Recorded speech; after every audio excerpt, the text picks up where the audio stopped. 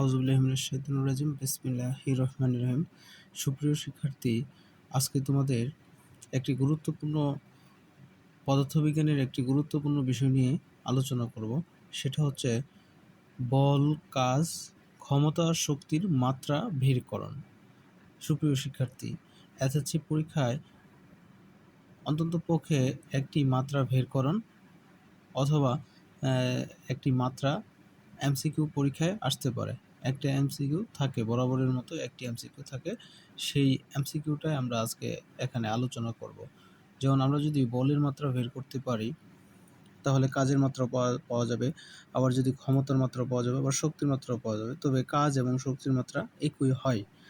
তবে আমরা শুরু থেকে বল এর মাত্রাটা বের করব, পরে অন্যগুলো ধাপে ধাপে সহজে বের করতে পারবো।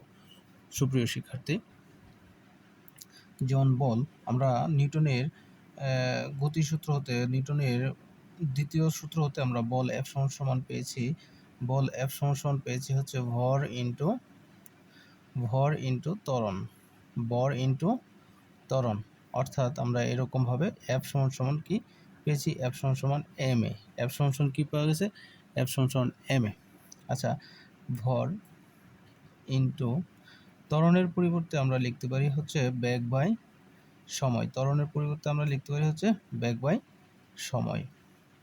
আচ্ছা, কারণ বেগের পরিবর্তনের হারকে সময় বল, বেগের পরিবর্তনের হারকে ত্বরণ বলে, অথবা অসমবেগের পরিবর্তনের হারকে ত্বরণ বলে। আচ্ছা, আমরা তাহলে এখন সবগুলোকে মৌলিক রাশিতে নিয়ে আসবো। সময় নিচে আছে, নিচে লিখলাম। বেগের ভেঙে আমরা লিখতে পারি সরণ বাই কি সময়। আচ্ছা, এখন ভর ইন্টু, উপরে আমাদের আছে হচ্ছে সরণ বাই, উপরে লিখলাম সরণ বাই সময়। এই ভাগটাকে যদি আমরা গুণ চিহ্ন দেই তাহলে এই সময় নিচে একটা মনে মনে 1 আছে, তাহলে আমরা লিখতে পারি 1 উপরে চলে যাব, সময়টা এসে পড়বে কি নিচে। আমরা যদি গণিতের ট্রাম ফালাই, এই ভাগের যদি আমরা গুণ চিহ্ন দিই তাহলে হর লবে চলে যায় এবং লব হরে নিয়ে আসে, হরে চলে আসে। তাহলে আমরা সর্বশেষ কি পেলাম? ভর ইন্টু সরণ বাই সময়, আর এই ভাগ চিহ্নকে আমরা গুণ চিহ্ন নিয়ে আসলাম।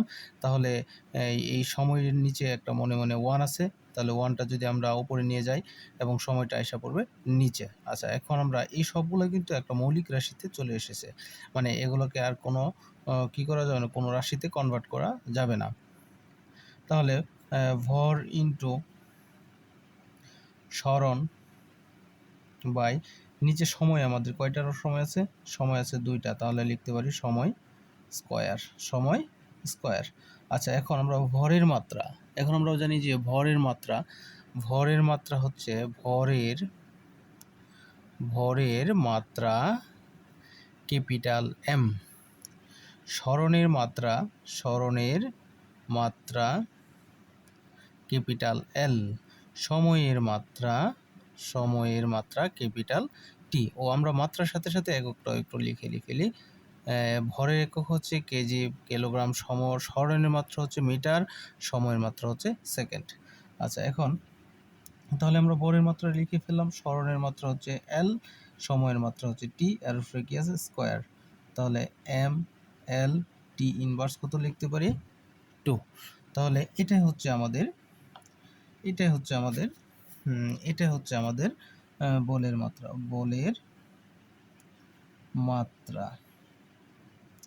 হচ্ছে এম এল টি ইনভার্স 2। এটা হচ্ছে আমাদের বলের মাত্রা এম এল টি ইনভার্স কত? 2। আচ্ছা, এখন আসি আমরা, যদি আমরা বলের মাত্রাটা বের করতে পারি এবং বুঝতে পারি তাহলে সহজেই কাজের মাত্রাটা বের করতে পারবো। আচ্ছা, কাজের একটা সূত্র পড়ছি আমরা, কাজ W equal to FS, FS.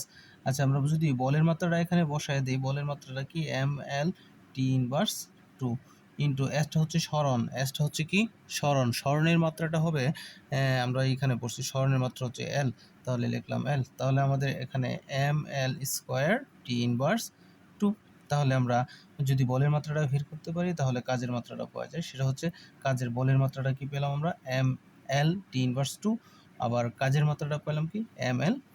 তাহলে কাজের মাত্রা কি পাওয়া গেল? কাজের মাত্রা ml² টি ইনভার্স 2। এখন আমরা যদি বলি শক্তি, আসলে কাজ এক প্রকার কাজ করার সামর্থ্যকে শক্তি বলে, তার মানে কাজের মাত্রা এবং শক্তির মাত্রা একই হবে। কাজের মাত্রা শক্তির মাত্রা একই হবে, অর্থাৎ কাজের মাত্রা শক্তির মাত্রা একই হবে এবং শক্তির মাত্রা একই হবে, অর্থাৎ পৃথিবীতে যত প্রকার শক্তি আছে সবগুলার একক এবং মাত্রা কাজের একক মাত্রার অনুরূপ হবে। আচ্ছা, এখন হচ্ছে ক্ষমতা। এখন কি ক্ষমতা? ক্ষমতা সমান সমান আমরা কি জানি? ক্ষমতা, কাজ করার হারকে ক্ষমতা বলে। কাজ করার হারকে কি বলে? ক্ষমতা বলে। তার মানে ক্ষমতা সমান সমান আমরা লিখতে পারি কাজ বাই সময়। ক্ষমতা সমান সমান আমরা কি লিখতে পারি? কাজ বাই সময়। আচ্ছা, কাজ করার হারকে যেহেতু ক্ষমতা বলে, হার কথার অর্থ হচ্ছে সময় দ্বারা ভাগ, যেহেতু কাজ করার হার তাহলে কাজ বাই সময়। আচ্ছা, আমরা এখন যদি বলি যে কাজের মাত্রাটা আমরা কিছুক্ষণ আগে পেয়েছি, সেটা হচ্ছে কি ml² টি ইনভার্স 2। আচ্ছা, এই যে নিচে আমাদের সময়ের মাত্রা হচ্ছে ক্যাপিটাল টি। তাহলে আমরা যদি সূচকের নিয়মে যদি একটু করি, ml² টি ইনভার্স 2, আর নিচে টিটা আছে যদি উপরে লিখি তাহলে ইনভার্স 1। তাহলে মূলত আমাদের দাঁড়াচ্ছে কি ml² টি ইনভার্স 2, টি ইনভার্স কত? 3। তাহলে আমাদের সুতরাং ক্ষমতার মাত্রা পেলাম হচ্ছে ml² টি ইনভার্স 3। এটা হচ্ছে আমাদের কাজের মাত্রা, বলের মাত্রা, কাজের মাত্রা, তারপর হচ্ছে ক্ষমতার মাত্রা। এভাবে আমরা বল, কাজ, ক্ষমতা অথবা শক্তির মাত্রা বের করতে পারি। সুপ্রিয় শিক্ষার্থী, পরবর্তী ক্লাসে আরও বিভিন্ন রাশির মাত্রা নিয়ে আমি হাজির হব।